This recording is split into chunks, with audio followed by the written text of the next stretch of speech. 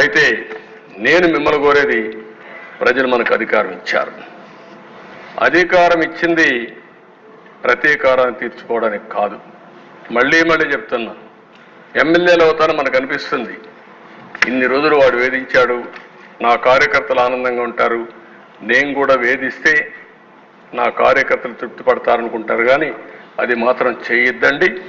మనకు అధికారం ఇచ్చింది ప్రజలకు సేవ చేయడానికి, తప్పులు చేసిన వాడిని శిక్షించడానికి. శిక్షించే బాధ్యత ప్రభుత్వాన్ని, సేవ చేసే అవకాశం బాధ్యత మీదిగా తీసుకోవాల్సిందిగా మరొక్కసారి కోరుకుంటూ, ఎక్కడా దీన్ని ఉపేక్షించం. ఒకవేళ కానీ మన వాళ్ళు తప్పు చేసినా ఏమనుకోవద్దని మొన్నైతే పవన్ కళ్యాణ్ గారు చాలా స్పష్టంగా లేఎస్ఎల్ఎస్ పార్టీ మీటింగ్లు చెప్పారు. ఇక్కడ కూడా మొన్న కూడా చెప్పారు. నేను మనస్ఫూర్తిగా అభినందిస్తున్నా. ఆన్ రికార్డ్, ఒకవేళ అలాంటి తప్పు జరిగితే నేను చేసినా మొదట నా మీద యాక్షన్ తీసుకోమని చెప్పిన వ్యక్తి పవన్ కళ్యాణ్ గారు.